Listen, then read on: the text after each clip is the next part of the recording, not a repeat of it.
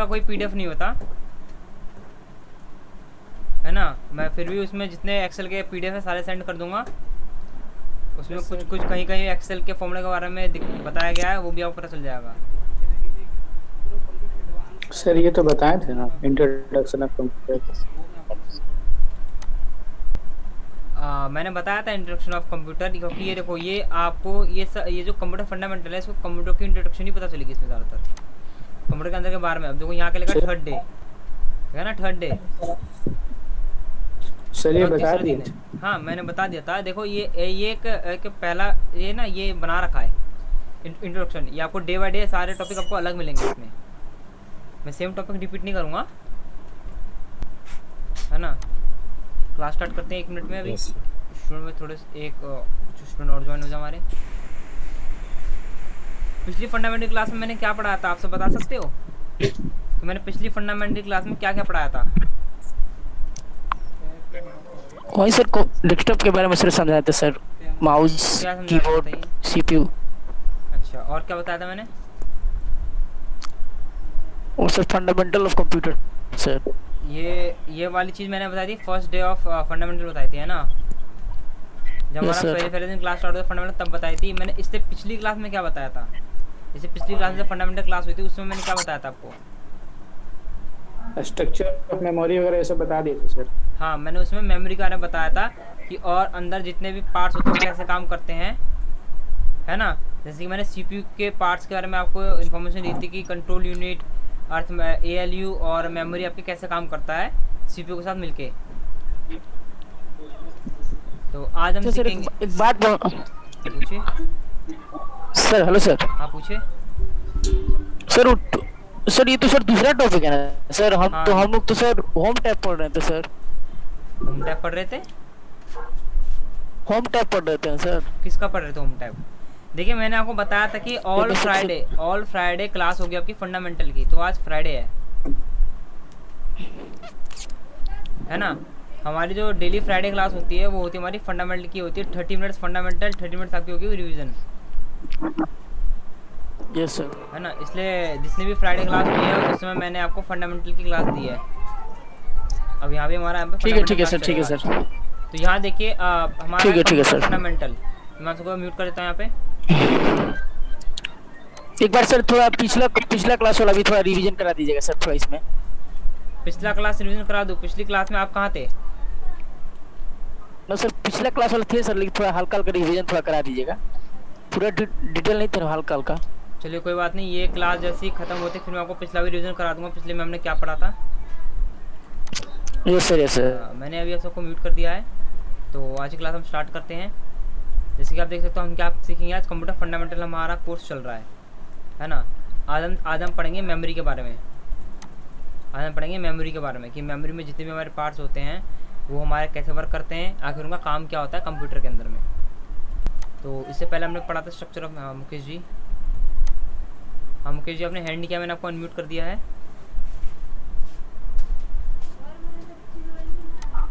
हाँ बोलिए मुकेश जी।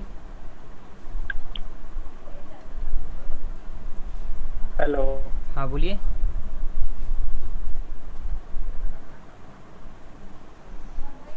मुकेश जी बोलिए, आपकी आवाज़ आ रही है मेरे पास।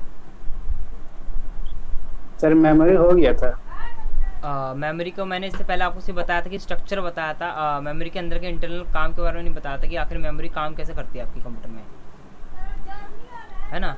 क्योंकि मैंने आपको रैम रोम के इंटरनल चीज़ें नहीं बताई आपको, है ना। इन सब से चीज़ के बारे में मैंने आपको नहीं बताया अभी तक। तो वही चीज़ हम यहाँ पे पढ़ने वाले हैं कि ये हमारे काम कैसे करते हैं कंप्यूटर में। ओके मैं म्यूट करता हूँ सबको। तो ये देखिए हमने इससे पिछली क्लास में क्या पढ़ा था, मेमोरी का पढ़ा था कि मेमोरी का कितने पार्ट्स होते हैं। मेमोरी के 2 पार्ट होते हैं, एक होता है इंटरनल मेमोरी, एक होता है हमारा एक्सटर्नल मेमोरी। ओके अब इंटरनल मेमोरी के भी 2 पार्ट होते हैं, एक होता है प्राइमरी मेमोरी, एक होता है सेकेंडरी मेमोरी। ये हमने पिछली क्लास में पढ़ा था। प्राइमरी मेमोरी के 2 पार्ट होते हैं, रैम और रोम, और सेकेंडरी मेमोरी का पार्ट होता है हार्ड डिस्क। यानी कि जो तीनों पार्ट्स होते हैं ये काम क्या होता है हमारे इंटरनल मेमोरी के पार्ट्स होते हैं। और वही एक्सटर्नल मेमोरी में एक पार्ट होता है सेकेंडरी मेमोरी का। अब सेकेंडरी मेमोरी क्या क्या आता है आपका? Floppy disk, CD ROM, tab drive, zip drive etcetera. ये क्या होता है हमारे सेकेंडरी मेमोरी, जो अलग से मेमोरी ऐड की जाती है कंप्यूटर में। तो आज हम क्या पढ़ेंगे? आज हम पढ़ेंगे इंटरनल मेमोरी के बारे में। ओके, है ना, the memory is inside the computer. मतलब जो ये जो इंटरनल मेमोरी होती है वो कहाँ होती है, आपके कंप्यूटर के अंदर, आपके कंप्यूटर के अंदर होती है मेमोरी। जैसे आप देखो रहे CPU हमारे जो भी मेमोरी होती है, प्राइमरी मेमोरी, सेकेंडरी मेमोरी, सारी कहाँ होती है, हमारी इस CPU के अंदर होती है ना। Where data and program are stored after processing is called internal memory. यानी कि where data and program, data और प्रोग्राम क्या हुए आपके, डाटा वो होते हैं जो आप काम करके सेव करते हो, उसे हम कहते हैं डाटा। और प्रोग्राम वो होते हैं जिस पे हम काम करते हैं, जैसे एक्सेल, पावर पॉइंट, ये क्या ये वो हमारे प्रोग्राम्स। यानी कि सारे कहाँ स्टोर होते हैं, आपके प्रोसेस होने के बाद इंटरनल मेमोरी आपके स्टोर होते हैं, है ना। इंटरनल मेमोरी आपके डाटा कहाँ होते हैं, स्टोर होते हैं इंटरनल मेमोरी में। There are 2 types of internal memory. Internal memory के दो पार्ट्स होते हैं ना, 2 टाइप्स ऑफ इंटरनल मेमोरी। एक होता है हमारा प्राइमरी मेमोरी, एक होता है हमारा सेकेंडरी मेमोरी। तो अभी हम क्या पढ़ेंगे, अभी हम प्राइमरी मेमोरी के बारे में पढ़ेंगे। प्राइमरी मेमोरी आखिर होती क्या हमारी, ये आ गया हमारा प्राइमरी मेमोरी, है ना। The data and instruction supplied by the user are first storage in primary memory, है ना। कहने का मतलब जो भी डाटा इंस्ट्रक्शन दिए जाते हैं इनपुट डिवाइस से कंप्यूटर के अंदर में, सप्लाई बाय द यूज़र, मतलब यूज़र के द्वारा जो भी इंस्ट्रक्शन दिए जाते हैं वो हमारा स्टोर कहाँ होता है, हमारी पहली स्टोरेज होती है प्राइमरी मेमोरी। वो डाटा कहाँ स्टोर होता है, हमारा प्राइमरी मेमोरी में स्टोर होता है। And after execution it can be stored the secondary memory for the reusing the result in future. मतलब जो आपको डाटा अभी आपने इनपुट किया है, जो डाटा आपको प्राइमरी मेमोरी में दिख रहा है, वो बाद में कहाँ से होता है, हमारा सेव करने के बाद जो डाटा हम उसको सेव करते हैं काम करने के बाद, वो डाटा कहाँ से होता है, आपका सेकेंडरी मेमोरी में सेव होता है। For the reusing the result in future, मतलब आप दोबारा उस चीज़ को आगे इस्तेमाल कर सकते हो, कि आप दोबारा उसे ओपन कर सकते हो, दोबारा काम कर सकते हो, इसलिए हम उसको कहाँ सेव करते हैं, सेकेंडरी मेमोरी में सेव करते हैं। इन फ्यूचर अगर आपको यूज़ करना हो उस डाटा को तो आप यूज़ कर सकते हो ओपन करके, है ना। ये हमें यहाँ पे बता रखा है। The primary memory it's a part of processing device. जो प्राइमरी मेमोरी होता है वो हमारे किसके साथ काम करता है, हमारा प्रोसेसिंग डिवाइस के साथ काम करता है, यानी CPU के साथ हमारा ये प्राइमरी मेमोरी वर्क करता है। Because without the computer is not able to boot work. मतलब प्राइमरी मेमोरी के, अगर प्राइमरी मेमोरी हमारे कंप्यूटर में अवेलेबल नहीं है तो ना ही हम उस पर काम कर सकते हैं, ना ही हम उसे बूट कर सकते हैं। बूट का मतलब बताता हूँ। देखो, बूट आपका रैम के अकॉर्डिंग, रोम के अकॉर्डिंग होता है, वर्क आपका रैम के अकॉर्डिंग होता है। रोम के अकॉर्डिंग बूट कैसे होता है, क्योंकि जब आपके कंप्यूटर में रैम और रोम इंसर्ट होगी तो आप ये चेक कर सकते हो कि आपके कंप्यूटर में कौन कौन से हार्डवेयर सिस्टम कनेक्टेड हो रखे हैं। कभी आप जो विंडो इंस्टॉल करते हो अपने कंप्यूटर में, तो जितने भी आपको विंडो सेटअप के ऑप्शन दिखाता है वो सारे आपके रोम में होते हैं, है ना। तो वो होते हैं बूट वर्क, है ना। तो इनके बिना ना ही आप अपने कंप्यूटर को बूट कर सकते हो, ना ही आप कंप्यूटर में काम कर सकते हो। अभिषेक जी, आपका हैंड आया यहाँ पे, मैंने आपको अनम्यूट कर दिया है। बोले सर, रिबूट का मतलब क्या था सर? रिबूट का मतलब होता है उसे दोबारा स्टार्ट करना, रीस्टार्ट कह सकते हो उसे। अच्छा सर, तो रिबूट और रीस्टार्ट एक ही शब्द है। तो सर अच्छा सर, बूट का मतलब तो सर रिबूट और सर बूट का मतलब होता है कि दोबारा उसमें कुछ इंस्टॉल करना। जैसे मैं ऐसे बूट कर रहा हूँ तो मतलब मैं ऐसे बहुत चीज़ें इसमें चेंज कर रहा हूँ। जैसे विंडो इंस्टॉल करते तो बूट करते हैं उसे। और वर्क आपका क्यों नहीं होता, जो भी आप डिस्प्ले में जो देख रहे हो, जो काम आपको दिख रहा है डिस्प्ले में, ये किसके दिख रहा है आपको, ये रैम की वजह से आपको दिख रहा है। अगर रैम आपकी अवेलेबल नहीं होगी, आपका CPU ऑन होगा, आपका मॉनिटर भी ऑन होगा, लेकिन आपको डिस्प्ले शो नहीं होगी रैम की वजह से। अगर रैम आपके कंप्यूटर में अवेलेबल नहीं हुई या फिर रैम में 1% भी दिक्कत आती है तो आपको यहाँ पे कंप्यूटर में कोई भी चीज़ शो नहीं होगी। जो भी आप इसमें ऑप्शन देखते हो स्टार्ट होने पे, देखते हो ना, जो भी ऑप्शन आते हैं आपके सामने, क्लिक करने का ऑप्शन आते हैं, F1 या F9 आपसे पूछते हैं, वो सारे आपके रैम की वजह से दिखते हैं, है ना। The primary memory is also known as main memory, जिससे हम क्या कहते हैं, इसे मेन मेमोरी भी कहते हैं। There are 2 types of primary memory, जिसके कितने टाइप्स होते हैं, दो टाइप्स हमारे प्राइमरी मेमोरी के होते हैं। एक होता है रैम, एक होता है हमारा रोम। तो अब रैम और रोम के बारे में पढ़ते हैं। तो यहाँ आ गया हमारा रैम। रैम कैसा होता है हमारा, रैम बिल्कुल ऐसा होता है जैसा आपको दिख रहा है यहाँ पे, देख रहे हैं इसका फिगर दिख रहा है रैम का। रैम हमारा ऐसा होता है। तो RAM standard for random access memory. RAM को हम क्या कहते हैं, रैम की फुल फॉर्म है हमारी random access memory. The data and instruction store in RAM. जो भी आप डाटा, जो भी आप अभी सामने काम देख रहे हो और जो भी इंस्ट्रक्शन आप देते हो वो आपका कहाँ से होता है, पहले आपका रैम में सेव होता है। Can be read over and over again without destroying them, मतलब उसे बार बार आप पढ़ सकते हो बिना किसी दिक्कत के, बिना किसी डिस्ट्रॉइंग के, है ना। इट डाटा आर डिस्ट्रॉय अब डाटा आपका कब डिस्ट्रॉय होता है? इट पावर फेल, यानी जब पावर जाने पे अगर आपका, जैसे मान लो आप काम कर रहे हो अब इसमें, आपने डाटा को सेव नहीं किया, जो भी आप डाटा पर काम करते हो आपको दिखता है रैम की वजह से आपको डिस्प्ले पे शो होता है। अगर भैया अगर पावर चले जाएगा, अगर डाटा सेव नहीं करोगे तो डाटा आपका डिस्ट्रॉय हो जाएगा, लॉस्ट हो जाएगा, है कि नहीं? तो वो आपको बता रखा है ये डाटा कब डिस्ट्रॉय होता है? जब पावर फेल हो जाए, पावर कट होता है। Content of RAM is lost of power supply it cut off, यानी कि जब कहते हैं कंप्यूटर के अंदर पावर नहीं आएगी या लैपटॉप में पावर कट हो जाएगा तो क्या होगा? वो डाटा आपको डिस्ट्रॉय हो जाएगा, अगर आपने तो सेव नहीं किया होगा तो, है ना। RAM is also known as main memory. RAM क्या होती है? हमारी मेन मेमोरी होती है। और रैम कैन बी अल्टर्ड, ये अल्टर्ड कह रहा है, RAM can be altered. Altered का मतलब होता है चेंज करना, मतलब रैम को हम इन फ्यूचर बदल सकते हैं किसी और रैम से। मान लो अभी आपकी 2 GB रैम है, बाद में बढ़ा के उससे रिप्लेस करते हो 3 GB कर सकते हो, या फिर रैम आपकी ख़राब होती है तो आप बाद में बदल सकते हो रैम को। तो यहाँ बता रखा है रैम कैन बी अल्टर्ड, यानी रैम को बाद में रिप्लेस कर सकते हो किसी और रैम से, या फिर अगर आपको आगे रैम बढ़ानी हो तो बढ़ा सकते हो।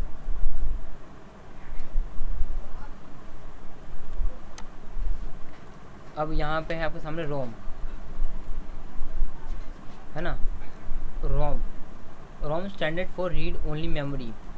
रोम क्या होता है? आपका रीड ओनली मेमोरी होता है। इसका काम क्या होता है? आप इस डाटा को पढ़ सकते हो, अब इसमें डाटा में कोई भी चेंजेस नहीं कर सकते। ऐसे रैम में हम चेंज कर सकते हैं, डाटा हम यहाँ पे लिख रहे हैं तो उसे डिलीट करके दोबारा जो भी हम टाइप कर सकते हैं, टाइप करना होता है हम कर सकते हैं रैम में, लेकिन रोम में ऐसा नहीं होता। जो भी आप डाटा देख रहे हो आपके ऑलरेडी इनबिल्ड होते हैं, उससे हम पढ़ सकते हैं, चेंज नहीं कर सकते, है ना। Roams instruction if permanently build, मतलब जो भी इसके अंदर इंस्ट्रक्शन होते हैं रोम के अंदर जो भी आप पढ़ सकते हो वो ऑलरेडी इनबिल्ड होते हैं, ना, परमानेंटली बिल्ड किए जाते हैं into circuitry from the manufacture of the program. मतलब इसके सर्किट में ऑलरेडी जब मैन्युफैक्चर जब बनता है ये, इसके सर्किट में ये सारे इंस्ट्रक्शन परमानेंटली बिल्ड किए जाते हैं, है ना, और जो भी डाटा प्रोग्राम होते हैं सारे इसमें ऐड किए जाते हैं। और रोम कैन नॉट बी अल्टर्ड, मतलब रैम होता है वो आपका अल्टर्ड नहीं होता, वो एक रैम आपका एक IC होता है, रैम रोम या कुछ ना फिगर, ये एक तरह का IC होता है आपका। तो ये बता रखा है रोम कैन नॉट बी अल्टर्ड, यानी रैम को आप रोम को बदल नहीं सकते हो। रैम आपकी मैन्युफैक्चर के अकॉर्डिंग परमानेंटली बिल्ड होती है ना, तो आप इसे बाद में चेंज नहीं कर सकते हो। तो ये आपको बता रखा है रोम आपकी फिक्स रहती है, रैम आप चाहे तो बदल सकते हो, रोम आप बदल नहीं सकते। It is a permanently build in a memory, ये जो मेमोरी होती है परमानेंटली बिल्ड होती है आपके मदरबोर्ड में। When the power is lost can content of RAM ROM can not be lost, मतलब जो भी अगर आपका पावर भी कट जाता है तो रोम के अंदर का डाटा लॉस्ट नहीं होता, वो वैसे का वैसे ही रहता है ना। Check the hardware parts of connection using ROM, मतलब रोम का इस्तेमाल करके आप अपने हार्डवेयर पार्ट्स को चेक कर सकते हो कि आपके CPU से क्या चीज़ कनेक्ट है। जैसे कि अगर आप CPU से मॉनिटर कनेक्ट है मॉनिटर चेक कर सकते हो, कीबोर्ड कनेक्ट है कीबोर्ड चेक कर सकते हो, माउस कनेक्ट है माउस चेक कर सकते हो, प्रिंटर कनेक्ट है प्रिंटर भी चेक कर सकते हो कि आपके CPU के साथ क्या क्या चीज़ कनेक्ट हो रही है। रोम के जरिए आप ये सब पता कर सकते हो, जैसे कि बता रहा keyboard mouse hard disk etcetera, तो क्या क्या कनेक्ट है ये आप चीज़ें रोम से चेक कर सकते हो। तो एक बार के लिए मैं आपको अनम्यूट करता हूँ, क्या आपको कुछ समझ में आ रहा है नहीं आ रहा? मैंने सबको अनम्यूट कर दिया यहाँ पे। आपको समझ में आ रहा ना यहाँ पे जो मैंने आपको बताया? यहाँ मैंने इंटरनल मेमोरी के बारे में बताया, आपको प्राइमरी मेमोरी के बारे में बताया है, रैम, और फिर मैंने यहाँ पे रोम के बारे में आपको बताया। समझ में आया आपको? हेलो रोम में जो वोलेटाइल मेमोरी ना सर, हाँ ये फिगर में जो ये सर येलो रंग, एक मिनट, ये जो फिगर आप देख रहे हो ये क्या है मतलब? बोलिए सर। ये जो फिगर में ये येलो रंग का है रोम सर, उसी को बोलते हैं सर। हाँ यही होता है रोम आपका, एक IC एक IC की तरह होता है आपका। अच्छा जी सर, ओके। हाँ और आप कुछ कह रहे थे, कोई और स्टूडेंट भी कुछ पूछ रहे थे मेरे से। ROM is a volatile memory. ROM is a volatile memory, देखो उसका ROM is a volatile memory, मतलब उसमें आपका क्या है ना, देखो मैं बताता हूँ उसका क्या है। आपको जो रोम है उसमें आपका करंट पास होता है, रैम में आपका करंट पास नहीं होता।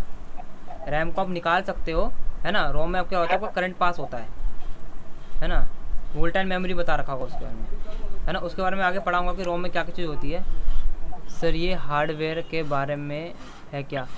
हाँ, ये हार्डवेयर पार्ट्स के बारे में है कि अंदर के कंप्यूटर के पार्ट्स में क्या क्या काम होता है और वो हमारे पार्ट्स कैसे काम करते हैं। वोल्टाइल और नॉन वोल्टाइल मेमोरी होते हैं वो हमारे, है ना। तो कोई दिक्कत है आपको? परमानेंट मेमोरी है ना सर? रोम आपकी, हाँ वो आपकी परमानेंट मेमोरी, ये आपके हार्डवेयर के, ये आपके मदरबोर्ड के साथ रहती है।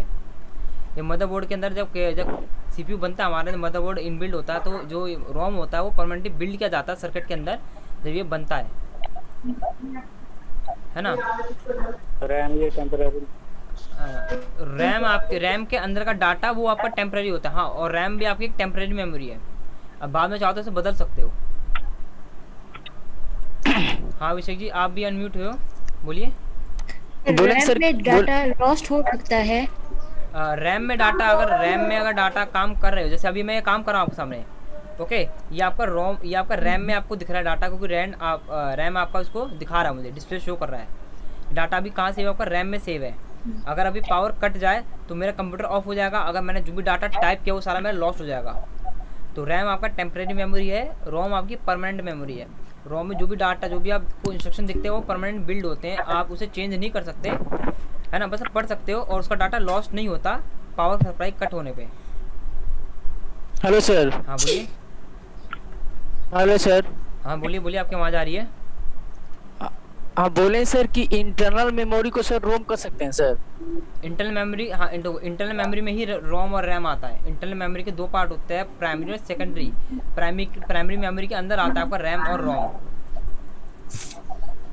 नहीं सर, वो नहीं पूछ रहा हूँ। जैसे सर इंटरनल, जैसे सर मोबाइल में मान लीजिए इंटरनल मेमोरी होता है ना, हाँ, तो सर इंटरनल मेमोरी को सर रोम कर सकते? नहीं, रोम नहीं कह सकते हम उसे। इंटरनल मेमोरी होता है क्या आपकी, वो एक हार्ड डिस्क है आपकी, जो आप देखते हो ना 64 GB देखते हो, वो हार्ड डिस्क है आपकी। कुछ नीचे से गिरा हुआ है, बड़ा है मंडी है वो। जो इंटरनल मेमोरी होता है ना, उसमें दोनों चीज जुड़ी रहती है, रोम और रैम दोनों एक साथ ही बिल्ड रहती है उसमें, फोन के अंदर। हालत खराब। हाँ बोलिए। रैम को एक से ज्यादा यूज कर सकते हैं, मींस एक के साथ दो लगा कर सकते हो।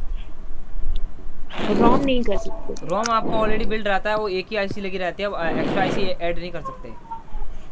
Hello sir. हाँ बोलिए। Hello sir. हाँ बोलिए, आपकी आवाज़ आ रही है। सर वो जैसे कोई, जी सर, यदि हम कोई चीज़ टाइप करते हैं तो टाइप करने के बाद यदि पावर कट हो जाए तब तो वो जो चीज़ टाइप है वो तो सर डिलीट हो जाएगा। हाँ। लेकिन यदि टाइप किया हुआ ही मैंने उसको सेव कर दिया तो हाँ। वो सेव करने के बाद वो मैटर रैम में मिलेगा या रोम में मिलेगा? वो डाटा आपको ना ही रैम में मिलेगा ना ही रोम में मिलेगा, वो आपको मिलेगा सेकेंडरी मेमोरी, यानी आपको हार्ड डिस्क में मिलेगा। वो आपको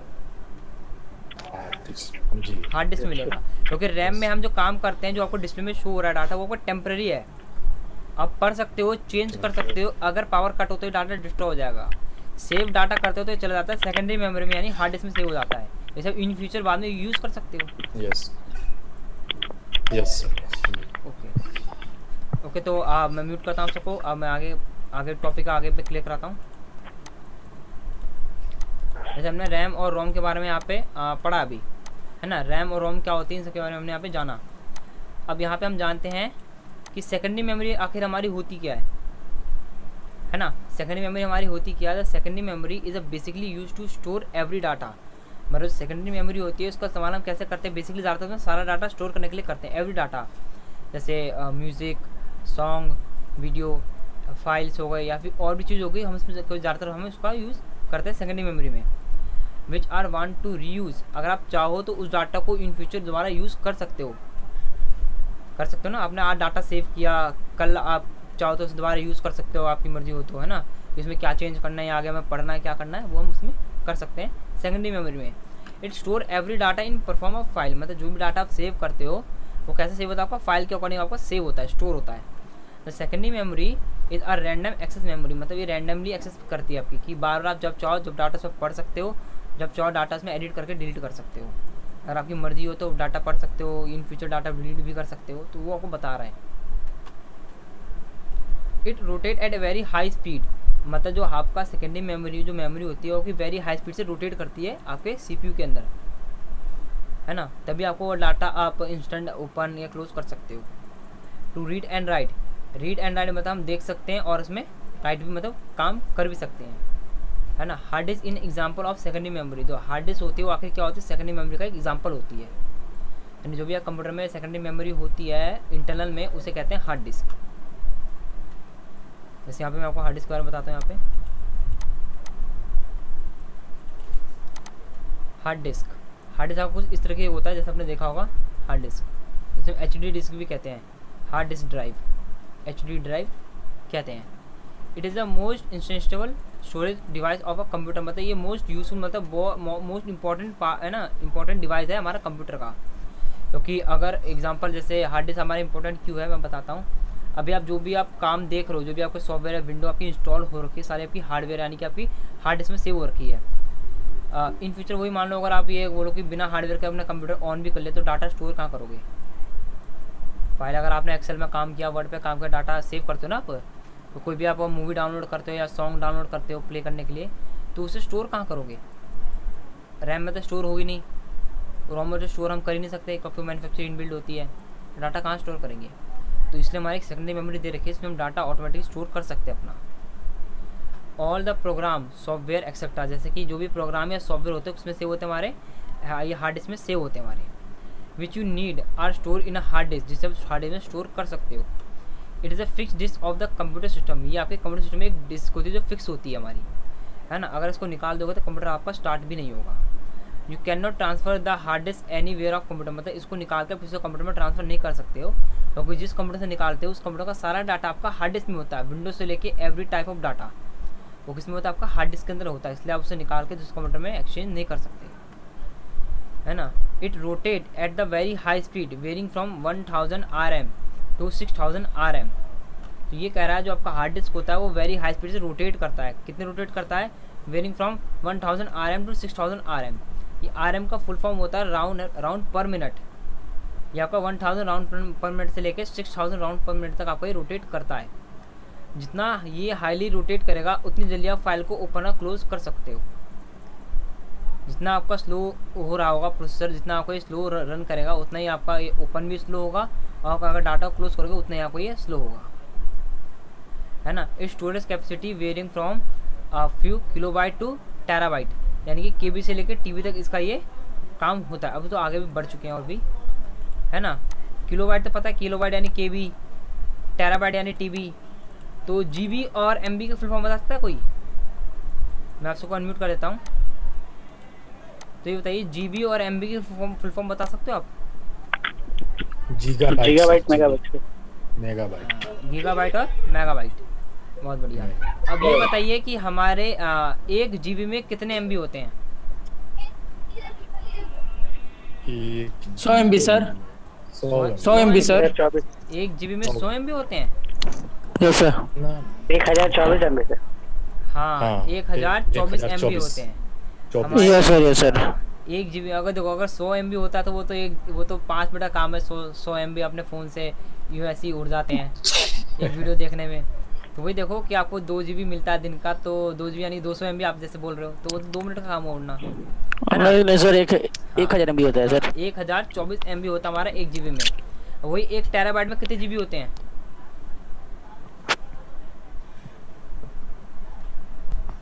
बताइए 1 टेराबाइट में कितने GB होते हैं। 1024 GB सर। हाँ 1024 GB होते हैं हमारे 1 टेराबाइट में। ओके, तो यही था हमारा हार्ड डिस्क के बारे में। तो समझ में आपको हार्ड डिस्क और ये सेकेंडरी मेमोरी के बारे में समझ में आया आपको। तो डाउट है आपको इसके अंदर में।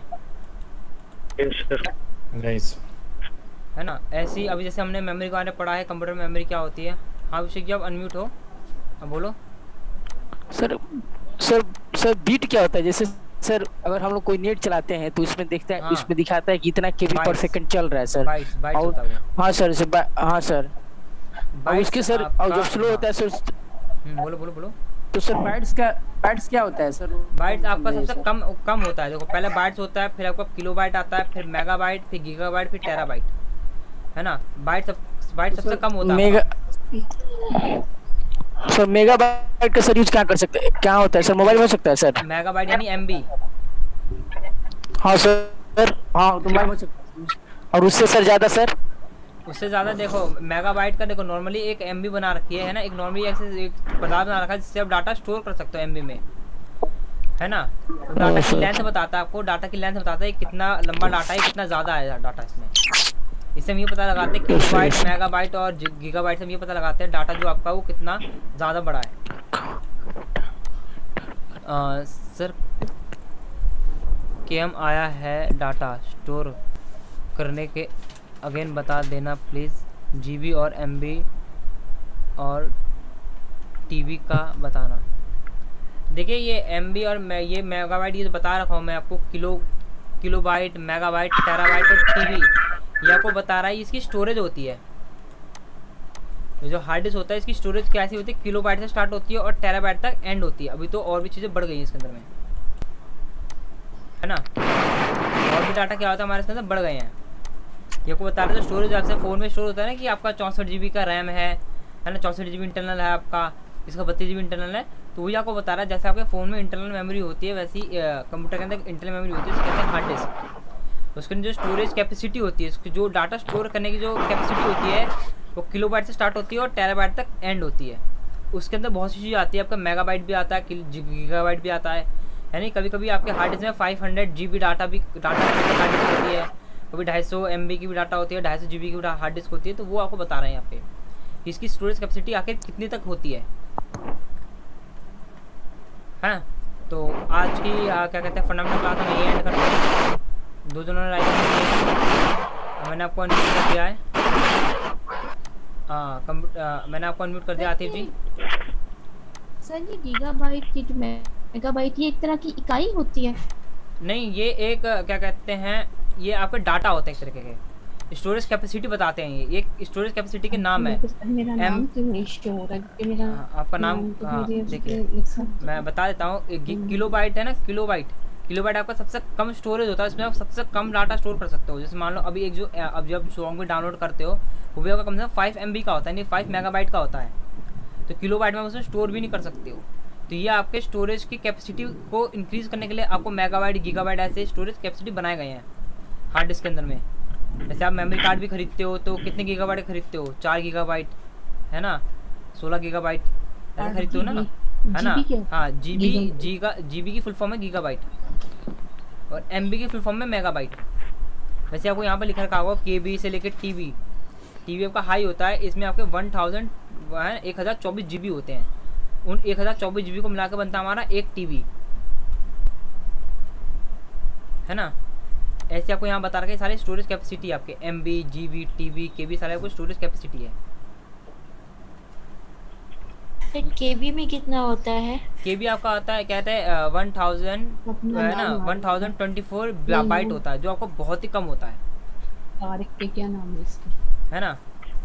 ये आपका 1024 हाँ हाँ आपका 1 TB होता है आपका 1024 GB। 1024 GB को अगर एक साथ जोड़े तो क्या बनता है आपका, हमारा 1 टेराबाइट क्रिएट होता है। सर कि आपकी स्क्रीन पे मेरा नाम शो नहीं हो रहा है, यहाँ पर आतिफ हाशमी की बजाय कंप्यूटर लिखा हुआ आ रहा है, ऐसा क्यों हो रहा है? क्योंकि आपने वहाँ पे जब स्टार्ट किया होगा तो आपको वहाँ पे नाम का ऑप्शन पूछा होगा, तो आपने अपना नाम की जगह अपना कंप्यूटर टाइप कर दिया होगा वहाँ पे। सर पहले आतिफ हाशमी आता था, कल से कंप्यूटर लिखा हुआ आ रहा है, समझ नहीं आ रही है ऐसा क्यों हो रहा है। मैं भी वही सोच रहा हूँ, अब ये तो मैं बता नहीं सकता कैसे हो रहा है। तो सर मैंने तो टाइप नहीं किया था, मैंने तो उसी पे क्लिक कर दिया था जो आप। चलो कोई बात नहीं, आप क्लास ज्वाइन कर रहे हो ना? जी सर। हाँ, बस वही सबसे मेरे इम्पोर्टेंट बात है, आप क्लास ज्वाइन कर रहे हो, है ना। और आपको भी समझ में आ रहा है, ये भी मेरे सही बात है कि आपको भी समझ में आ रहा है, आप भी क्लास ज्वाइन करो मेरे साथ। तो अब देखिए जैसे 30 मिनट्स की हमारी फंडामेंटल क्लास होती है, इसे हम यहीं एंड करते हैं, है ना। अब इससे पिछली क्लास में जो पढ़ाया था एक बार मैं रिजवार बता देता हूँ, क्योंकि अभिषेक जी ने बोला था एक बार पिछली क्लास में क्या पढ़ा। हम इसमें बार में ब्लॉक डायग्राम ऑफ कंप्यूटर, हम कंप्यूटर के स्ट्रक्चर यानी प्रोग्राम के बारे में पढ़ रहे थे। इनपुट डिवाइस, प्रोसेसिंग डिवाइस और आउटपुट डिवाइस के बारे में हम पढ़ रहे थे। इनपुट डिवाइस क्या होते हैं, प्रोसेसिंग डिवाइस क्या होते हैं और आउटपुट डिवाइस हमारे क्या होते हैं। यहाँ बता रखा इनपुट डिवाइस का काम हम काम करते हैं वो कैसे करते हैं, हमने उस समय पिछली क्लास में समझा था। कि इनपुट डिवाइस से जो भी आप डाटा इंस्ट्रक्शन करते हो वो कहाँ जाता है, सीपीयू में जाता है। सीपीयू के बाद जाता है कंट्रोल यूनिट में, फिर एएलयू, फिर डाटा मेमोरी में सेव होता है, फिर दोबारा डाटा आपका कंट्रोल यूनिट में जाके फिर आपको आउटपुट में रिजल्ट दिखाता है, यानी मॉनिटर में आपको रिजल्ट शो होता है ना। जैसे कि आपको बता रखा कंट्रोल यूनिट, देखो मैं सिंपल का काम समझाता हूँ। कंट्रोल यूनिट का काम होता है जो भी इंस्ट्रक्शन हम फीड करते हैं उसे ये पढ़ता है, पढ़ने के बाद ये डाटा क्या करता है, डाटा आपको आगे भेजता है। डाटा आगे कहाँ भेजता है, ये भेजता है एएलयू में भेजता है, यानी अर्थमेटिकल लॉजिकल यूनिट में आपको डाटा भेजता है। ये डाटा कहाँ भेजता है, अर्थमेटिकल लॉजिकल यूनिट यानी एएलयू में डाटा ये ट्रांसफर करता है। और एएलयू का काम क्या होता है, एएलयू का काम होता है लॉजिकल डिसीजन लेता है, ये ज़्यादातर मैथमेटिकल स्टैटिकल फंक्शन ये सारे अप्लाई करता है। जैसे हमने एक्सेल का काम किया होगा अभी तक, आपने देखा होगा, आपने 2 + 2 = 4 आपका आंसर आया था वहाँ पे, जो भी मैंने प्लस किया था। जो भी डाटा परफॉर्म कर रहे हैं हम, प्लस माइनस मैथमेटिकल जो भी होता है सारा हमारा एएलयू परफॉर्म करता है सीपीयू के अंदर। कंट्रोल यूनिट क्या करता है, डाटा एएलयू में ट्रांसफर करता है, एएलयू उस डाटा को पढ़ के समझ के उसका आंसर देता है ना। आंसर देने के बाद वो डाटा कहाँ सेव होता है, आपका मेमोरी में सेव होता है। मेमोरी में कहाँ सेव होता है, ऊपर रोम में आपको दिखता है डाटा, रोम में, है ना। रैम में आपको दिखता है डाटा, रैम में जो रैम होता है, रैम आपका रैम डाटा आपको उस पर दिखता है डाटा। जैसे डिस्प्ले में आपको जो भी डाटा शो होता है वो हमारा रैम में से होता है, तो आपको रैम में डाटा दिखता है। अर्थमेटिकल काम के करने के बाद फिर अब क्या होता है, मेमोरी का डाटा आने के बाद जो डाटा आपको मेमोरी में दिख रहा है, फिर वो दोबारा डाटा कहाँ जाता है, कंट्रोल यूनिट को सेंड करता है। देखा ना, processing and the control unit, first storage in memory and then processed by the control unit. ये जो डाटा सेव होता है रैम में, डाटा कहाँ जाता है, फिर जाता है आपका कंट्रोल यूनिट पे जाता है। फिर आपको दिखता है वहाँ पे मॉनिटर में दिखता है आपको डाटा। फिर क्या करता है, जो ये कंट्रोल यूनिट है ये डाटा कहाँ भेजता है, फिर आपको ये आउटपुट रिजल्ट भेजता है प्रोसेस होने के बाद। फिर हमको कहाँ देता है, यहाँ ये मॉनिटर पे स्क्रीन शो होती है ना। तो ये हमने पिछली क्लास में पढ़ा था इन सबके बारे में कि ये सारे काम हमारे कैसे करते हैं, कि जो भी हम डाटा जो भी हम टाइप करने का डाटा में रिजल्ट दिखता है वो कैसे दिखता है रिजल्ट, ये हमने पिछली क्लास में पढ़ा था। तो अब से समझ में आया आपको, ये मैंने थोड़ा पार्शली इसे रिमाइंड करवाया आपको कि समझ में आ जाए। आप अनम्यूट हो। सर आ गया सर।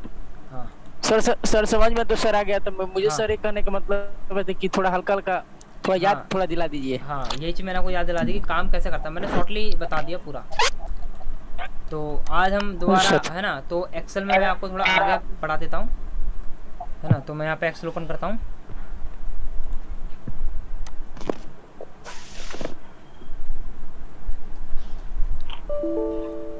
यहाँ पे पार्टिसिपेंट ने राइज हैंड किए हैं। यहाँ पे आनंद जी आप अनम्यूट हो।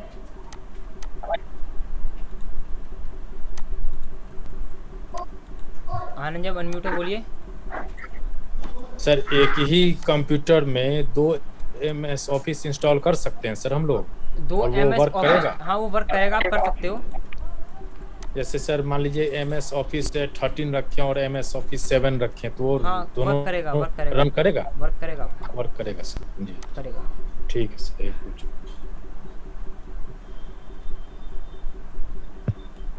ओके, देखिए यहाँ में जैसे मैंने एक्सेल ओपन कर लिया, मैं आपको स्क्रीन शेयर कर देता हूँ एक्सेल की। तो यहाँ मैंने आपके सामने कर दिया एक्सेल ओपन। ओके, तो पिछली क्लास में हमने एक्सेल में क्या पढ़ा था, बता सकते हो आप?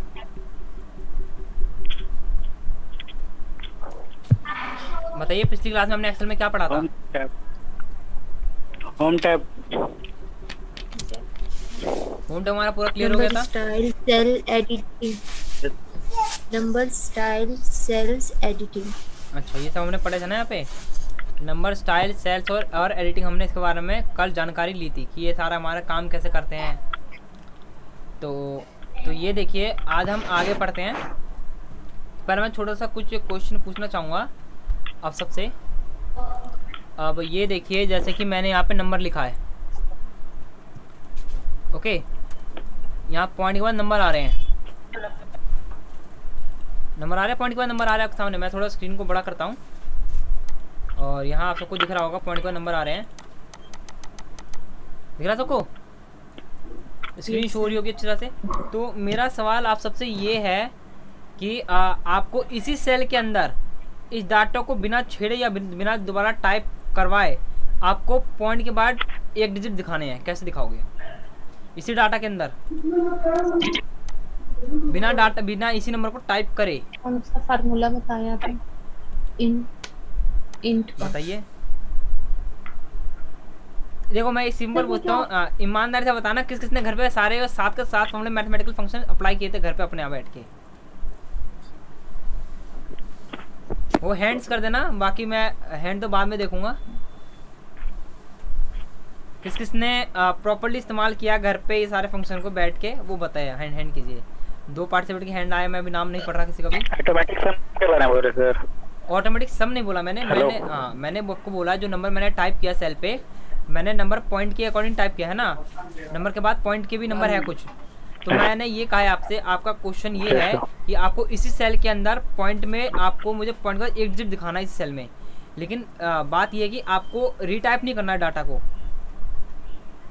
है ना, कि सेल में आपने डिलीट करके आपको फॉर्मूला टाइप करके दोबारा नंबर को टाइप नहीं करना, आपको इसी के अंदर टाइप करना फॉर्मूला। 3 जनों ने हैंड किया है, मैं पूछूंगा, मैं भी देखूंगा 3 जने कौन कौन से हैं, देख लेते हैं, उन्हीं से पूछ लूँगा मैं। अभी 2-3 थे, 2 हो गए यहाँ पे। अभिषेक और आतिफ जी, बताइए। आप दोनों अनम्यूट है, बताइए। ऊपर सम में जाके करेंगे।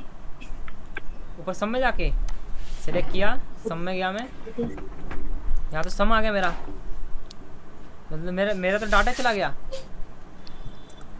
Sir question sir again repeat sir. Question again repeat. देखिए क्वेश्चन मेरा क्या था कि अब जैसे ये नंबर आपके सामने लिखे हुए हैं, मुझे इसी सेल के अंदर आपको क्या करना है, आपको पॉइंट के बाद एक डिजिट दिखाने हैं। तो मेरा ये है कि आपको ये नहीं है कि आप आप इसी के अंदर इक्वल टू टाइप करके फॉर्मूला लिखोगे, लेकिन आपको ये भी है कि वो डाटा डिलीट नहीं होना चाहिए आपका, आप वो नंबर दोबारा रीटाइप नहीं करोगे। फॉर्मूला अप्लाई करते हो उस सेल में, तो सर मैं बता रहा हूँ सर, नहीं करोगे। बताओ कैसे? मैं वहाँ सर फॉर्मूला बार में जाके सर इंट का जो आपने बताया था वो फॉर्मूला बार में क्या मैं अप्लाई करेंगे। इंटर मारे तो सर नीचे वहाँ पे सर फॉर्मूला बार में। एक मिनट कोई एक ही बोलिए। लो अगर मैंने एंटर भी मारा तो इंट का फार्मूला अप्लाई करेंगे। इंट का फार्मूला अप्लाई करेंगे, बताइए कैसे करेंगे इंट का फार्मूला, इसके अंदर अप्लाई कैसे करूं इंट का फार्मूला? सर पहले इज इक्वल, देखो इक्वल डाल, देखो इक्वल डालते मेरा ये फार्मूला, मेरा नंबर हो जा रहा है गायब। अब मुझे फिर से वो नंबर टाइप करना पड़ेगा जो नंबर लिखा था, एक मिनट, वो नंबर जो मैंने लिखा था मुझे फिर से टाइप करना पड़ेगा। मैं चाहता हूँ वो नंबर में दोबारा टाइप नहीं सर, मैं बता रहा हूँ सर, दूसरे सेल में जाकर सर फॉर्मूला टाइप करेंगे इक्वल टू इंट, और वो के जो है वो वाला सेल नंबर और एंटर करेंगे तो आ जाएगा। मतलब आप कह रहे हो मैं इस सेल पे नंबर टाइप, इस सेल पे इक्वल टू लिखूं फॉर्मूला इस सेल पे, हाँ उसमें टाइप करिए सर इक्वल टू। हाँ लेकिन क्वेश्चन जो था मैं बता, कोई बात नहीं, आप बताइए इक्वल टू, बताइए इक्वल टू इंट और वो सेल, और सेल को सर ये वाला सेल को सिलेक्ट कर लेंगे तो वो रेंज ब्रैकेट देके वो वाला सेल को सिलेक्ट कर लेंगे सर। मैं समझ गया आपकी बात। आपने कहा कि इसको लेके फिर यहाँ से ब्रैकेट क्लोज करके एंटर कर देना है, लेकिन पॉइंट के बाद एक भी डिजिट नहीं आया, जबकि पॉइंट का मुझे एक डिजिट चाहिए था और मुझे वो इसी सेल पे चाहिए था। मैसेज आ रहा है sound it is not coming sir, Anand ji को साउंड नहीं आ रही है। आप सबको मेरी आवाज आ रही है? Yes sir. Yes sir. अभी उनको आवाज नहीं आ रही है। ये आवाज किसके यहाँ से है? यस सर, छोटी सी। Hello sir. हाँ बोलिए सर। फॉर्मूला बार में सर जाके नहीं कर सकते हैं सर? कर सकते हो, आप बताओ। सर एडिट तो नहीं, एडिट से वहाँ पे कर सकते हैं सर? हाँ कर सकते हो। देखो मैंने क्या कहा, मुझे डाटा इसमें करना है, डाटा मुझे एडिट नहीं करना, मुझे वापस ये नंबर टाइप नहीं करने, तो आप वो बताओ कैसे करेंगे? क्या बोले सर? पॉइंट हटाना है सर? पॉइंट के बाद मुझे एक डिजिट चाहिए सिर्फ, वो भी फॉर्मूले से करना है, फॉर्मूले से। सर राउंड का फार्मूला अप्लाई करेंगे। अच्छा राउंड का फार्मूला अप्लाई करेंगे। जरा ये बताना, ये फार्मूला आपको कितनी देर बाद याद आया और किसको याद आया? मैंने मैं बता रहा हूँ सर। सर मैं बता रहा हूँ, लिखिए सर फॉर्मूला सर। हाँ बताइए अभिषेक, आप बताइए क्या करना है? इक्वल टू लिखा मैंने, इक्वल टू सर, उसके बाद रेंड लिखिए सर। रेंड लिख दिया मैंने सर। उसके बाद बिटवीन सर आ जाइए सर, इस पे आ जाइए सर, नीचे वाला बिटवीन पे आ गया मैं।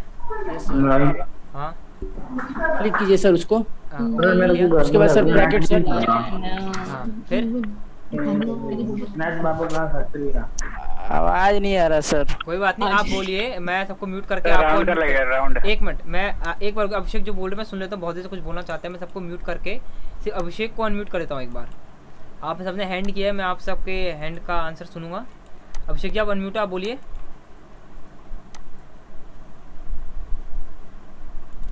हाँ बोलिए आप। Hello sir. हाँ बोलिए, आपकी आवाज़ आ रही है।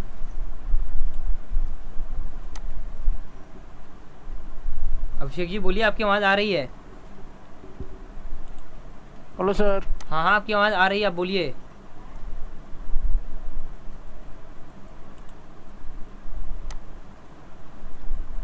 एक मिनट, आप सबको मेरी आवाज़ आ रही है? मैंने सबको अनम्यूट कर दिया है, आप सबको मेरी आवाज़ आ रही है?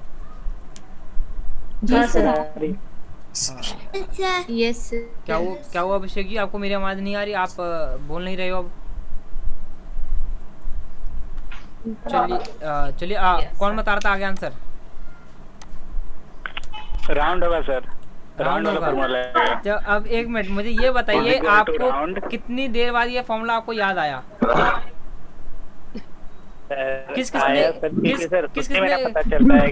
कॉपी खोली? डिजिट पे लगाना है आपको। हाँ किसने कॉपी खोली? एक डिजिट पे लगाना है कि सेकंड। मैंने सर, है ना, मैं वही कह रहा हूँ क्योंकि इतनी देर बाद आपने बताया तो जरूर आप सबने कहीं ना कहीं कॉपी खोल के उसको पढ़ा है। तो देखिए राउंड का काम क्या होता है, हमें पॉइंट के कितने डिजिट दिखाने हैं वो हम दिखा सकते हैं। तो अब बताइए मैं इस सेल पे कैसे अप्लाई करूँ उसको, बताइए।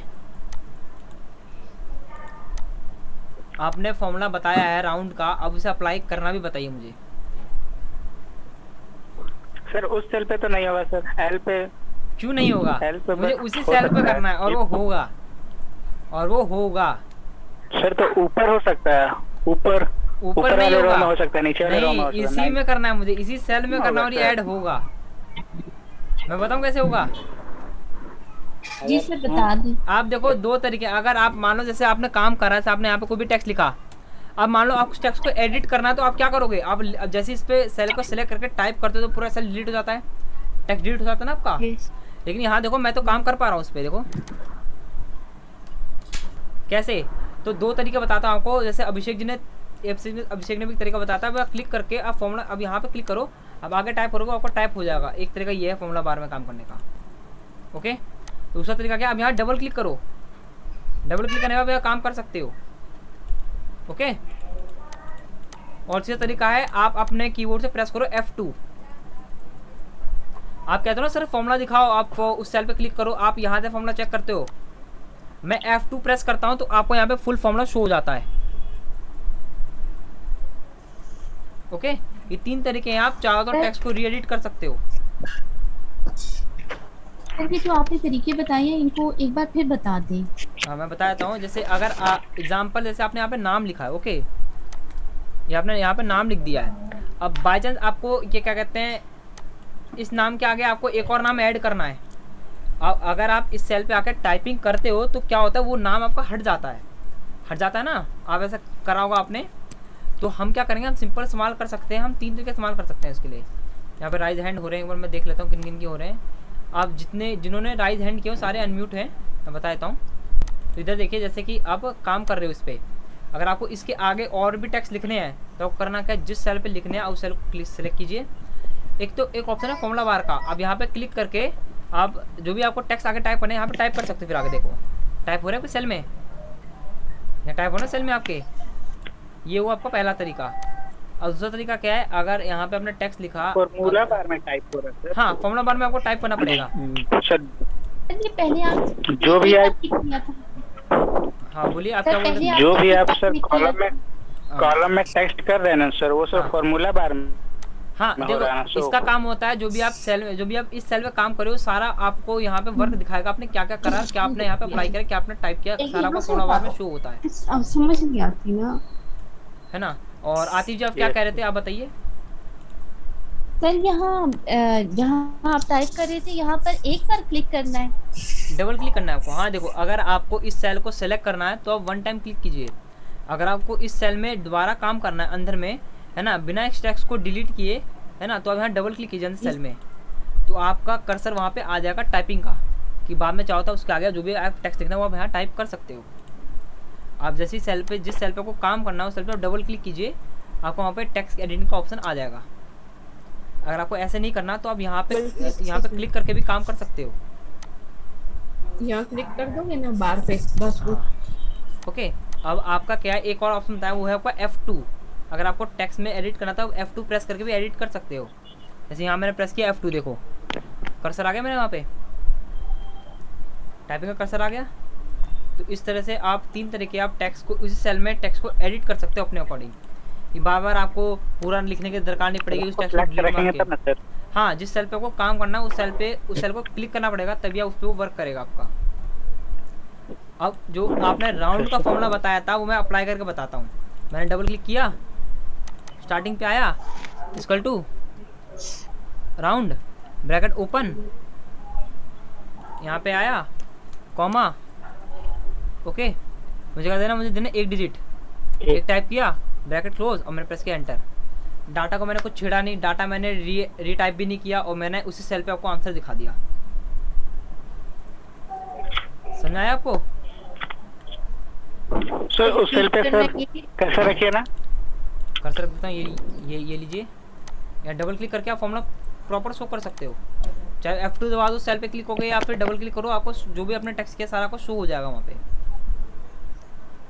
Hello sir. हाँ बोलिए। तो सर रॉ का सर नेम नहीं लिखे ना, रॉ का नेम नहीं लिखे K10? नहीं, क्यों? देखो मैंने ऑलरेडी नंबर टाइप कर रखा है ना, आप चाहे तो नंबर लिखो या फिर जिस सेल पे आपका नंबर है उस सेल को सिलेक्ट कर लो, बात एक पड़ेगा आपका। Hello sir. हाँ बोलिए। Hello sir. हाँ आपकी आवाज़ आ रही है, आप बोलिए। Hello sir. सर आवाज़ नहीं आ रहा है सर आपका। हेलो। देखो मैं यहाँ लिख देता हूँ,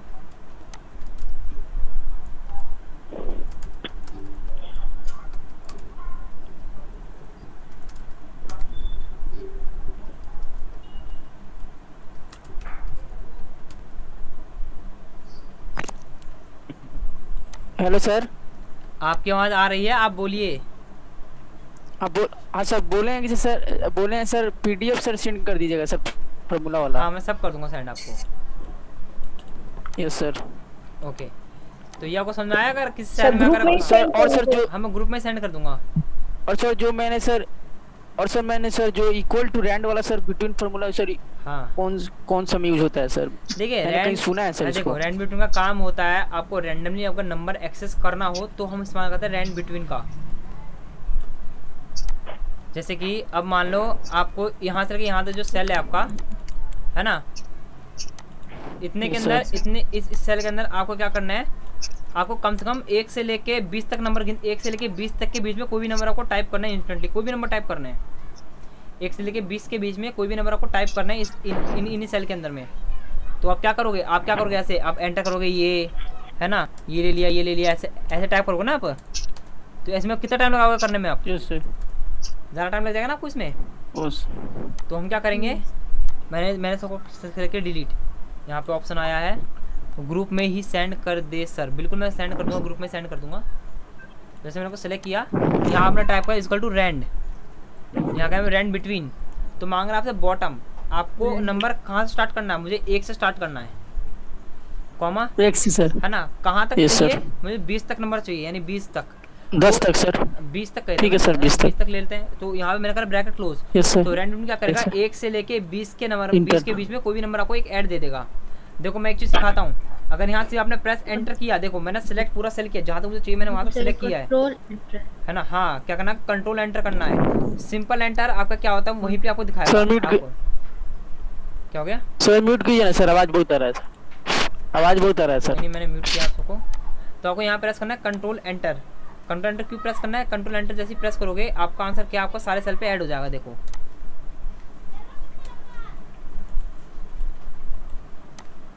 अच्छा ये अल्ट है ना, वही को आने लगा, कंट्रोल एंटर आ गया आपका, है ना। तो देखो आपको 1 से लेके 20 के बीच में कोई भी नंबर आपको यहाँ पे ऐड होकर दिखा रहे हैं।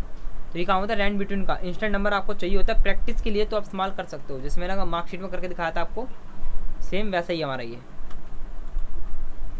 ओके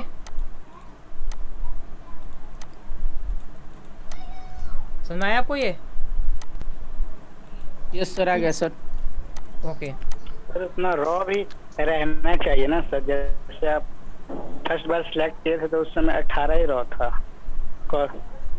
नहीं रॉ और कॉलम दोनों मिला के सर। किसमें, इसमें कह रहे हो ऐसे? यस सर, तो सर एक सर बढ़ाए ना? नहीं मैंने एक्सेल नहीं बढ़ाया यहाँ पे, नहीं बढ़ाया सर, नहीं बढ़ाया मैंने जी सेलेक्ट करके बॉर्डर दिया था यहाँ पे, फिर मैंने आप फॉर्मूला इस्तेमाल कर रेंज बिटवीन का।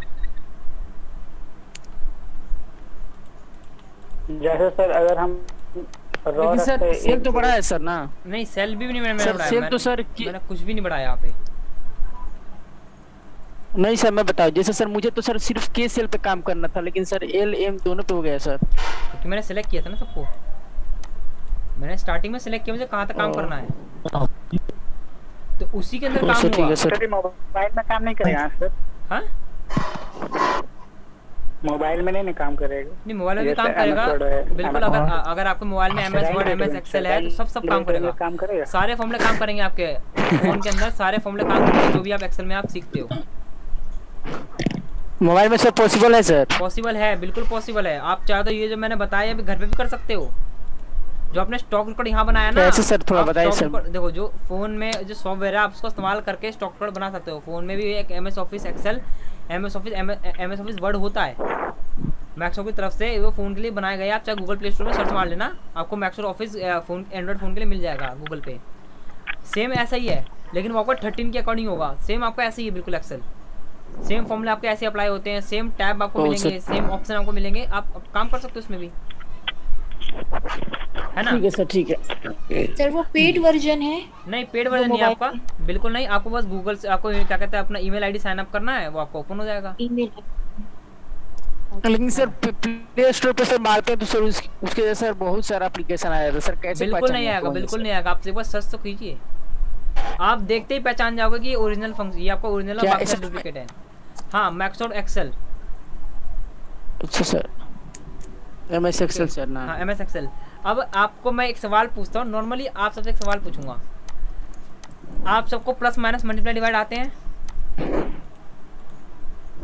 Yes sir. नॉर्मली पूछ रहा हूँ, एक्सेल के अकॉर्डिंग मत सोचो। आप नॉर्मली जैसे घर पे करते हो जो करते हो। नहीं। अब जैसे एक सवाल मैंने पूछा 5 × 5, इसका आंसर क्या आना चाहिए था सर? 25 सर। 25 आना चाहिए था। 25 यस सर। यानी आपने कहा यहाँ आंसर आएगा 25। ओके, अब यहाँ एग्जांपल मैंने लिया 1 + 1 = क्या आंसर आएगा इसका? 2 सर। 2। चलिए अब मैं बताऊँ, जो आपने यहाँ पे आंसर बताया, अगर इसकी जगह इसका आंसर ये 45 आ रहा हो और 1 + 1 2 की जगह इसका आंसर 10 आ रहा हो तो क्या कहोगे? कुछ कहोगे? क्या कहोगे सर? मतलब मैं समझा नहीं सर। जैसे कि आप कह रहे हो कि 5 × 5 अगर हम करते तो आंसर 25 आता है ना? और आपने कहा कि 1 + 1 करने पे आंसर आपको 2 आता है। मैं कहूँगी दोनों आंसर आपको गलत हैं। जबकि 5 + 5 × 5 करोगे तो आंसर 45 आएगा और 1 + 1 करोगे तो आंसर 10 आएगा। तो इधर देखो मैं दिखा देता हूँ कैसे। ठीक है सर, मैं दिखाता हूँ। जैसे यहाँ मांग रहा है लॉजिक, तो मैंने कह दिया 5 × 5, यही था ना मेरा, है कि नहीं? Bracket close. Yes sir. कितना आंसर आएगा इसका? देखो मैं यहाँ लिखता हूँ =25। लिखा ना आपने =25, है ना? अब एंटर करके क्या कहते हैं आंसर आ रहेगा आपको। देखो ये आपको सही या ट्रू और फॉल्स में आपको आंसर बताएगा। ट्रू और फॉल्स में एंटर करो, फॉल्स। आंसर तो गलत आ रहा है, फॉल्स का आंसर। 5 × 5 25 होता नहीं है। अब यहाँ देखो मैं दोबारा डबल क्लिक करके टेक्स्ट को एडिट करता हूँ। यहाँ में लिखा 45, वो 5 × 5 का 45 होता है। ज़रा अच्छी तरह देखो, ट्रू। 45 कैसे आया? सब बताऊंगा। अब आते हैं 2 + 2 में, है ना? अब जैसे मैंने उसको सेलेक्ट करके लिखा है यहाँ पे 1 + 1 = क्या होता है आपका? 2 होता ना। यहाँ देखिए आप, फॉल्स आंसर आपका रॉन्ग, जबकि क्या आंसर आता है आपका? उसका 10 आता है। सर वहाँ के सर जो नोट लिख रहे हैं सर, वहाँ पे यस लिख सकते हैं क्या = यस? नहीं, आपका फॉर्मूला रॉन्ग बताएगा कि आपने नंबर के अकॉर्डिंग आपने कोई और चीज़ टाइप की जो इसमें वैल्यूबल नहीं है। ट्रू है कि नहीं? ये बताओ ये कहाँ पढ़ा था आपने कि 5 × 5 25 होता है, 1 + 1 2 होता है? सर टीचर से पढ़ा था सर। सही पढ़ाया था, लेकिन एक्सेल देखो, एक्सेल तो आपको परफेक्ट आंसर बताता है, लेकिन ये क्या बता रहा है आपको? आप अनम्यूट हो कंप्यूटर, मैंने आपको अनम्यूट कर दिया यहाँ से। आतिफ जी आप भी अनम्यूट हो। आनंद जी मैंने आप सबको अनम्यूट कर दिया है। टेबल में पढ़ा था तो सर, लेकिन 5 × 5 = 25, तो ये तो टेबल तो में होता एक्सेल है में 5 तो की। एक्सेल में गलत क्यों? तो एक्सेल क्यों बता रहा है आपको कि वो गलत है आपका 5 × 5 25? सर ये आप बताएंगे फिर। मैं बताऊंगा, लेकिन काम तो एक्सेल में कर रहे हैं ना हम तो। जी सर। कोई लॉजिक समझ में आया इसका? ये ऐसा क्यों कर रहा है आंसर? और दूसरी बात सर, नहीं ये सर। आपने इक्वल के बाद ये जो नॉट लगाया है, क्या ये भी फार्मूला है कोई? हाँ ये एक फॉर्मूला है आपका, नॉट एक फॉर्मूला है आपका, जो हम आगे पढ़ेंगे लॉजिकल सर, फंक्शन हेलो में। सर। हाँ बोलिए सर नोट को हटा के सर कर सकते हैं क्या? नॉट को हटाइए, लीजिए मैं यहाँ पे नॉट को हटा देता हूँ। यस लिख के नॉट को हटा दिया मैंने यहाँ से, लीजिए। उसके बाद कीजिए तो सर नहीं हुआ सर। आप बताइए।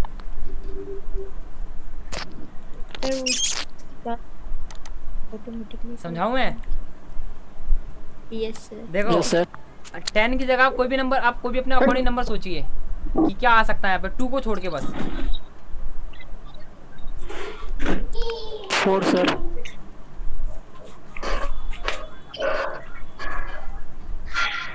आया? देखो सिंपल है लॉजिक, ये मत सोचना कि ये गलत आंसर है, ये आपका सही आंसर है। बट नोट का काम क्या होता है कि जो करेक्ट आंसर लिखोगे उसे रॉन्ग बताएगा, और रॉन्ग आंसर कुछ भी लिखो वो उसको करेक्ट ही बताएगा। ओके इसलिए मैंने यहाँ पे कोई भी रॉन्ग आंसर लिख दिया यहाँ पे। सर म्यूट कीजिए सर। आप भी म्यूट हो जाओगे फिर तो। आवाज आ रहा है। मैंने सबको म्यूट कर दिया और मैंने आपको अनम्यूट कर दिया। बोलिए क्या बोल रहे थे? नहीं वो मैं सर बोल रहा था कि आवाज बहुत आ रहा है, म्यूट कीजिए सर। अच्छा ये बोल रहा तो था। समझना है आपको? देखो नोट का काम होता है, नॉर्मली मैं थोड़ा ये ऐसे ही फन के लिए आपको पूछ लिया कि नोट का काम होता है बेसिकली गलत चीज़ को सही दिखाना और सही को गलत दिखाना, इसका अपोजिट काम करता है ये, है ना। आप सही कितना भी आंसर लिखो उसे वो गलत ही बताएगा, और गलत आप कुछ भी लिखो वो आपको ट्रू बताएगा, यानी आपको सही बताएगा आंसर। ओके समझ में आया आप सबको? आप अनम्यूट हो सारे। तो सर यस सर। तो सर इसका यूज कहाँ होगा सर? इसका यूज देखो मैं एक चीज़ बताता हूँ, फॉर्मूले में आपको सारे बताऊंगा बेसिक है ना। यूज़ आपके टाइम पे होंगे कि देखो हर चीज़ का बेसिकली यूज़ पॉसिबल है नहीं, क्योंकि जो काम होता है हमारा एक्सेल पे बहुत अलग अलग तरीके से डाटा पे काम होता है हमारा, है ना। मैं आपको सारे फॉर्मूले सारा फॉर्मूले के बारे में बताऊंगा, और हर बेसिकली जो फॉर्मूला के बेसिकली हर चीज़ में यूज़ होते हैं उन सब का काम आपको बताऊंगा इसके अंदर। अब जैसे कि आपको स्टैटिकल फंक्शन की, हाँ पूछिए। सही बता देगा ना सर? हाँ ये गलत को सही और सही को गलत बताता है। ये जो हमारा नॉट का फॉर्मूला है ये हमारा होता है लॉजिकल फंक्शन का होता है, हमारा लॉजिकल फंक्शन ये एक तरीके का लॉजिक होता है। तो सर इससे क्या फायदा सर, अगर सर सही को गलत बताए गलत को सही बताए सर? ये नॉर्मल है दे रखा है फॉर्मूला आपको, बहुत से ऐसे फॉर्मूले हैं जो दे रखे हैं इसके अंदर में, है ना। अब जैसे कि मैं एक सवाल आपसे पूछता हूँ, जैसे मैंने तो आखिर सर, हाँ पूछिए। तो आखिर सर रहना ही नहीं चाहिए था। आखिर तो सर आखिर इसका मतलब क्या सर? मान लीजिए कि सर जो भी हम लोग काम करेंगे तो सर सही ना करेंगे सर, गलत क्यों करेंगे सर? नहीं वो बात तो सर सही को गलत बता रहा है, नॉर्मली मैंने क्या बताया, वो नॉर्मली आपको फॉर्मूला ऐसे दे रखा है यहाँ पे, है ना। और मैंने भी आपसे फन वे के अकॉर्डिंग थोड़ा सा पूछा था। अब जैसे कि आप यहाँ बताइए, यहाँ पे कम से कम मैंने कितने नंबर तक का डिजिट टाइप कर रखा है? 1000 या लाख तक? लाख तक है ना, लाख तक। तो आपको क्या करना है, अगर मैं आपसे एक सवाल पूछूं एक्सेल में, नॉर्मली ये हमारा बेसिकली काम है ना। अगर मैं आपसे पूछूं इसमें जो भी नंबर आपके 4 लाख से ऊपर है ना, वो कितने ऐसे नंबर वो गिन के बताओ, कैसे बताओगे? यहाँ से लेकर यहाँ तक में जो भी नंबर 4 लाख से ऊपर हैं, इनकी रकम 4 लाख से ऊपर है, वो मुझे अलग से काउंट करके बताने, कैसे बताओगे? तो सर बहुत ज़्यादा टाइम लगेगा सर ना। बहुत टाइम लगेगा ना। तो अभी जो आपका फॉर्मूला सर एक शॉर्टकट बताएं तो। बताइए क्या सर शॉर्टकट हमारा? Alt plus T plus W. Alt plus T plus W. मैं भी ट्राई करता हूँ जरा। Alt plus T W. ये तो काम नहीं कर रहा मेरा। सिलेक्ट करेगा तब सर। चलिए सिलेक्ट कर लेते हैं। यहाँ पे मैंने सिलेक्ट किया, मैंने alt plus T plus W type किया, लेकिन तब भी कुछ नहीं आ रहा। कुछ नहीं है सर। कुछ नहीं आ रहा। Alt plus T plus W में कुछ नहीं आ रहा सर। जो वर्ड काउंट करने का सर शॉर्टकट क्या बताया था? वर्ड काउंट देखो, वर्ड काउंट आपका वर्ड में है। वर्ड के बहुत से शॉर्टकट की यहाँ काम नहीं करेंगे आपके। अगर इसमें वर्ड काउंट का फीचर होगा तो वो काम करेगा, वरना वो नहीं करेगा। एक्सेल में वर्ड काउंट का फीचर्स नहीं है। देखो इसमें जो हम काम, ये मैं तरीका बता रहा हूँ कि कभी कभी ऐसा भी चीज़ आता है कि आपको इनमें से फाइंड करके निकालना पड़ता है कि डाटा हमारा कितना है, कैसे करके, है कि नहीं। भाई क्वेश्चन मैंने आपसे पूछा, इसमें 4 लाख से ऊपर की संख्या आपको गिन के बतानी कितनी है। अगर मैं यही कहूँ 4 लाख से ऊपर की संख्या को जोड़ के बताओ कितनी है, टाइम लगेगा आपको ये। तो अभी जो आपका फॉर्मूला मैंने बताया था, आपका फॉर्मूला चलेगा स्टैटिकल फंक्शन। वो काम आप स्टैटिकल फंक्शन से कर सकते हो। ओके, अभी मैं नॉर्मली आपको स्टैटिकल फंक्शन के बारे में पढ़ा देता हूँ और आप घर पे ट्राई करना कि उनमें से कौन सा फॉर्मूला है जो इसके आंसर को अंजाम दे सकता है, मतलब ये इसका आंसर निकाल सकता है। ओके, मैं थोड़ा रो बढ़ा देता हूँ यहाँ पे। तो देखिए स्टैटिकल फंक्शन समझा देता हूँ, थोड़ा इजी है, ज़्यादा हार्ड भी नहीं है आपका। जैसे पहला है आपका एवरेज। एवरेज का काम आप सबको पता है। एवरेज का काम क्या होता है? सम करना नहीं होता, किसी नंबर का इक्वल भाग निकालना होता है कि सब पे कितने कितने नंबर आपके एग्जिस्ट करते हैं, है ना। अब जैसे एग्जांपल ये मान लीजिए, ये 5 दोस्त हैं, है ना। सबने अलग अलग पैसे जमा करेगी। इसने 14 रुपये दिए, इसने 12 रुपये दिए, इसने 45, इसने 47 और इसने 10 रुपये दिए। लेकिन ये पाँचों चाहते हैं सब पे बराबर रुपये बटे। मैं सबको म्यूट करता हूँ यहाँ पे।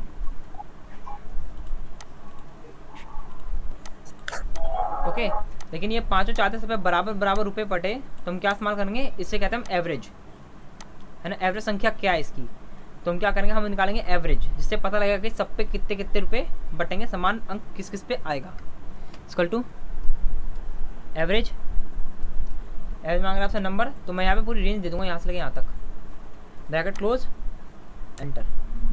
बस तो यहाँ पे आ रहा है 25.6 रुपये, है ना, 6 पैसे, 25 रुपये 6 पैसे, यानी कि सब पे 25 रुपये 6 पैसे बटेंगे, तो आपका सब पे एकदम इक्वल भाग आएगा। ये होता है हमारा एवरेज का, कि सब पे इक्वल नंबर दिखाना। सेकंड फॉर्मूला हमारा मैक्स का। तो मैं इन्हीं नंबर को यहाँ कर रहा हूँ copy, paste paste paste paste and then paste.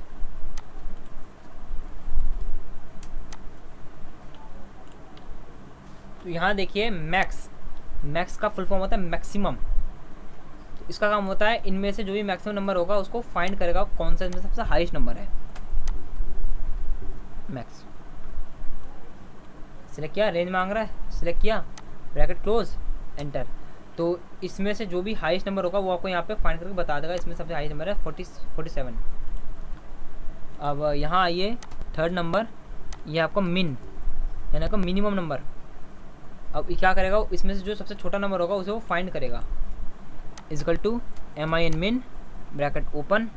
क्या करना है? आपको रेंज देनी है पूरी, जहाँ तक आपको चाहिए नंबर, ब्रैकेट क्लोज, एंटर।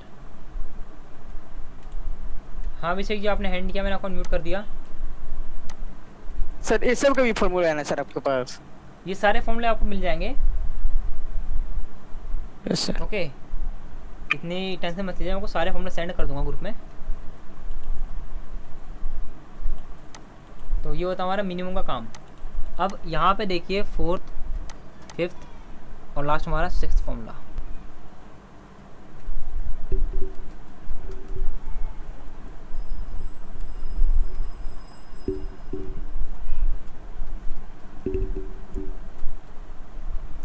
तो यहाँ देखिए, अब एक हमारा काउंट, इसका काम होता है सेल को गिनना कि हमने कितने सेल पे काम किया है।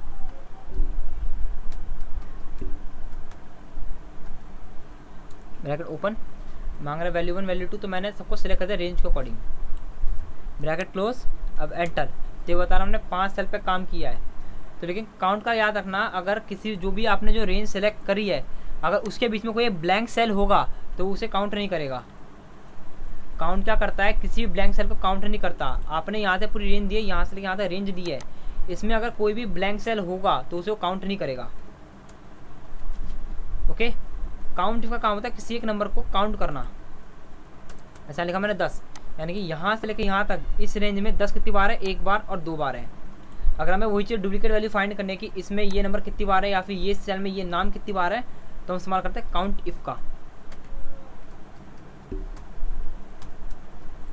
काउंट इफ तो क्या बोल रहा है काउंट इफ आपसे पहले प्रॉपर तरीके से पढ़िए। यहाँ बोला रेंज, क्या बोला रेंज, यानी कि हमें कहाँ से कहाँ तक चाहिए, हमें यहाँ से यहाँ तक का डाटा चाहिए।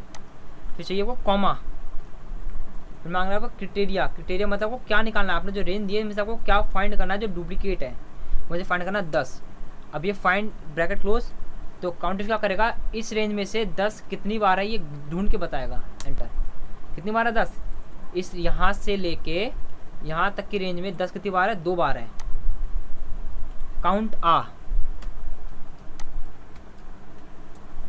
काउंट का काम क्या होता है, इसका काम भी होता है काउंट करना कि हमने कितने सेल में काम किया है। ओके, इसका भी आंसर 5 आ रहा है। ये भी आपका ब्लैंक सेल नहीं गिनता है ना।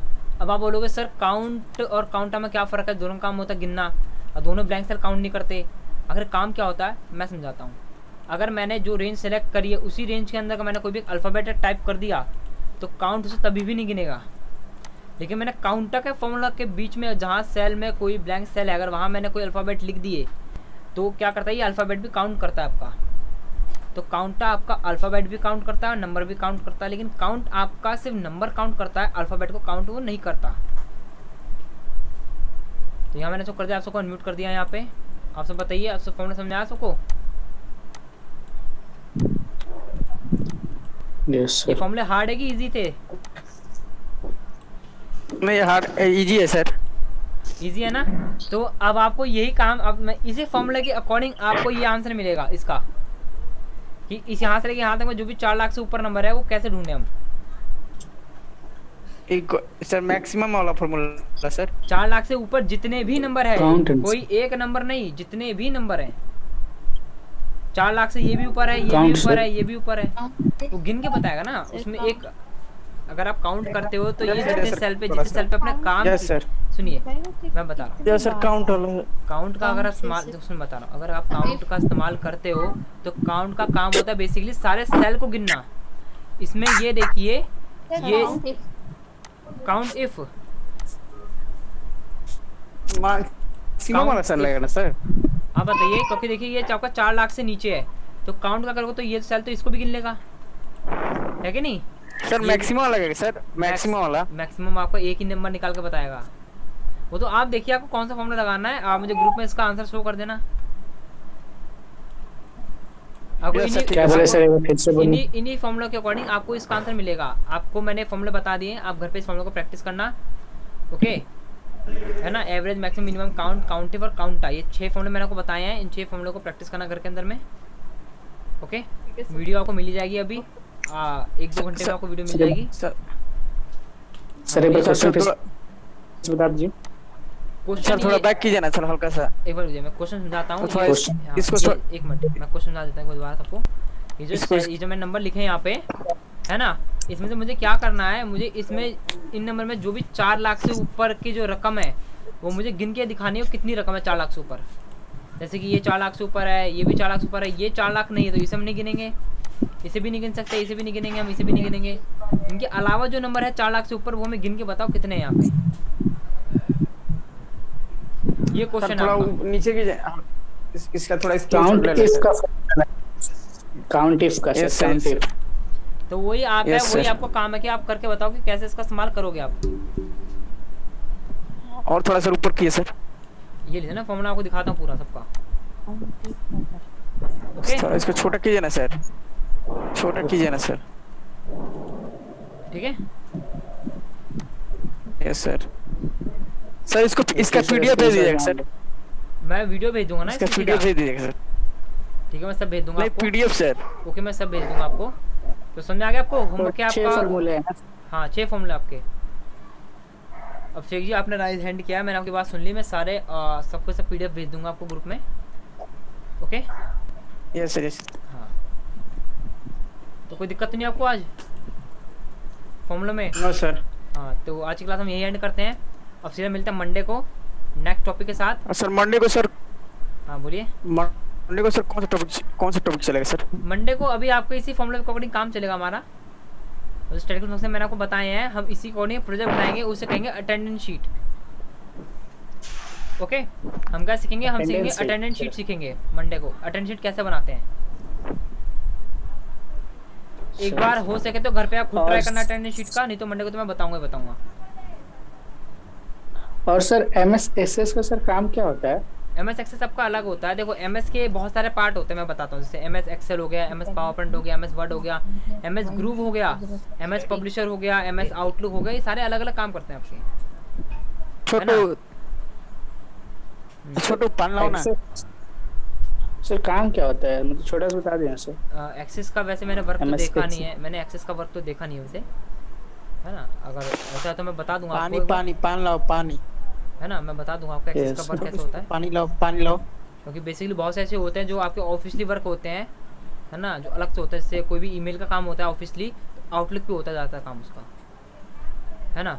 देखिए मैं आपको एक सजेशन देना चाहूँगा, अगर आप घर पे प्रैक्टिस करते हो, अगर कोई कैटलॉग बनाना है या कोई भी आपको विजिटिंग कार्ड बनाना है, तो एक सबसे बेस्ट ऑप्शन है एमएस पब्लिशर। आप उसको ऑन करना, आपने जो भी बेसिक कर रखा होगा सारे ऑप्शन सेम आपको उसमें मिलेंगे। आप उससे अपने अकॉर्डिंग जो भी ग्रीटिंग कार्ड कैलेंडर बनाना हो उसमें बना सकते हो।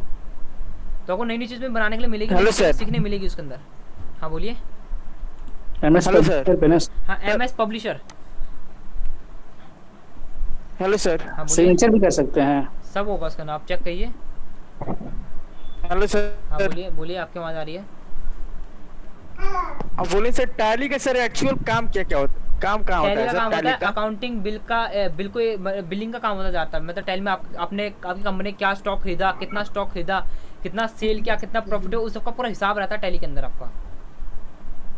सर टैली सीखना जरूरी है सर। ठीक है, टैली अगर आप कॉमर्स साइड से हो तो मैं कहूँगा आपको टैली सीखना कंपलसरी होगा, क्योंकि आगे जाके आपको ज़्यादा काम टैली पे ही होगा अगर आप कॉमर्स साइड से हो,